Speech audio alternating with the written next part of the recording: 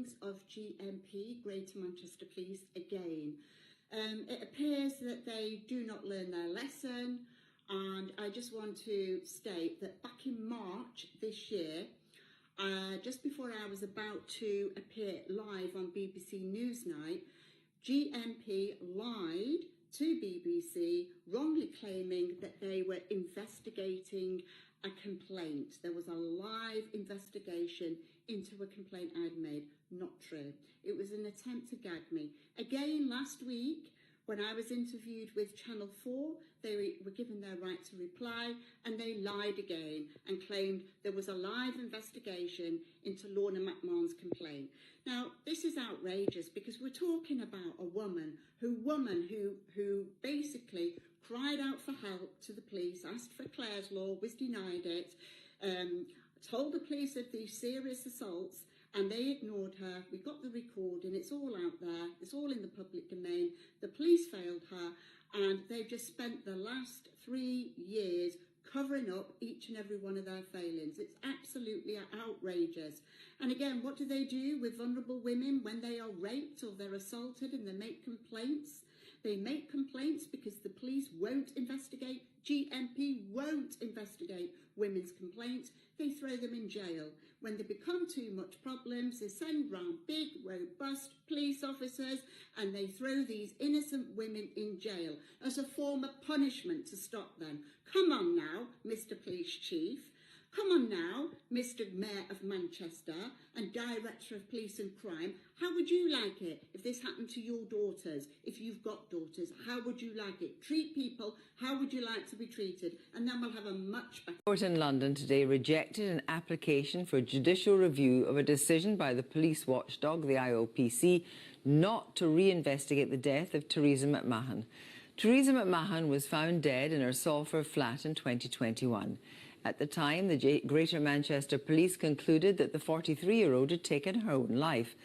But her family, who've been leading the legal battle to reopen the case, believe that police mishandled the investigation. Audio recordings shared with this programme indicate that Ms McMahon had contacted the police prior to her death to report that she'd been a victim of domestic abuse by her former partner. 43-year-old Teresa McMahon, a TV producer from Manchester and a mother of one, was found dead in her flat in Little Halton, Salford on August the 3rd, 2021. Yeah, I'm at my address on my own, yeah. Just over 2 weeks before her death, Teresa had spoken to Greater Manchester Police. He's also broke my fingers, broke my ribs, you know, just like generally just battered me and attacked me loads. According to a report from the Independent Office for Police Conduct, the Greater Manchester Police delayed seeing Teresa for 9 days due to a resourcing issue. Newsnight contacted Teresa's former partner and he denied any wrongdoing.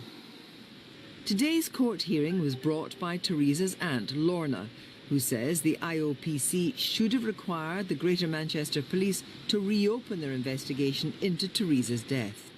A former Metropolitan Police Detective Sergeant and homicide investigator who's working with McMahon's family says he's very disturbed by the way the Greater Manchester Police investigated the scene of Teresa's death. I would expect the police who had attended the scene, as they were forewarned of domestic violence within that household, to have treated that scene with a lot of respect, in so much as they should have taken the photographs and preserved the evidence of the ligature at the very least. It's most uncommon not to take photographs. In fact, I would say it has to be done. And I think that's supported by the coroner. In 2022, during a pre-inquest review at Bolton Coroner's Court, the coroner described Teresa as locked in a coercive and controlling relationship and a vulnerable individual. The judge ruled today that the court would not grant permission to allow the aunt to go on and seek judicial review of the IOPC's decision, nor to re-examine the actions taken by Greater Manchester Police in relation to Teresa McMahon's death. In a statement, the IOPC said, Our review of Greater Manchester Police's initial complaint investigation found that the complaints raised by Miss McMahon had not been sufficiently addressed, and we determined that it was necessary for the force to reinvestigate them. On completion of the reinvestigation, we were again asked to review the force's handling of the complaints. On this occasion, we found the force's response to be reasonable and proportionate, so the review was not upheld. We understand and accept scrutiny of our decision-making and note today's High Court judgment, where permission to apply for judicial review was refused on the basis that there were no arguable grounds to challenge this review decision. The Greater Manchester Police, in a statement, said, Since the IOPC provided their findings in March 2023, we have acted on their direction to reinvestigate the handling of complaints prior to Teresa's death. We provided our findings, and the complainant exercised their right to review, which was not upheld by the IOPC, finding that our reinvestigation was reasonable and proportionate. We have received further complaints, and these are being investigated by our Professional Standards Directorate. GMP is fully engaged in getting Teresa's loved ones the answers they deserve at her upcoming inquest, and it would be inappropriate for us to comment further until then.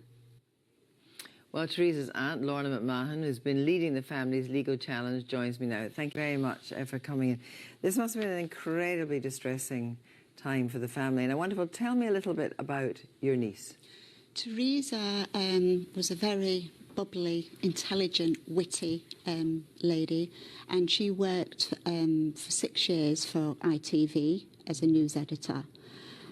She was very, very intelligent and a very sensible lady as well. So if she felt that she was something wasn't right about somebody that she was in a relationship with, an on-off relationship, then, you know, she was intelligent enough to make the relevant inquiries, which Teresa did.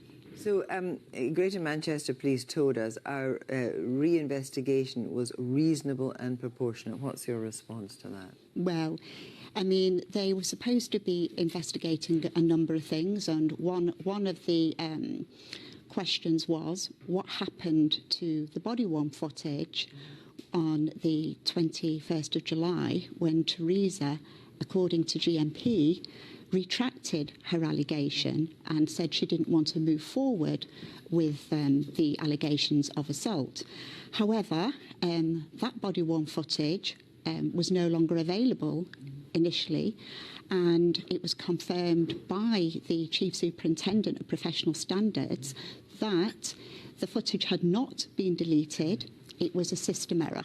So, and this was footage that, of course, at that time, there was questions over Greater Manchester Police and what they were saying to alleged victims of domestic violence about pursuing their cases. Exactly, yes. So, how sure were you that your niece was suffering domestic violence? Well, to be perfectly honest, because Teresa was in Manchester and I was in London, and she was in this relationship for about a year. So I'd spoken to some family members and who were not happy with Teresa being in a relationship with this individual. However, after her death, when I was advised that Teresa had committed suicide by hanging, I couldn't believe it. And then I looked into a lot of her journals, obviously the telephone recording and other evidence.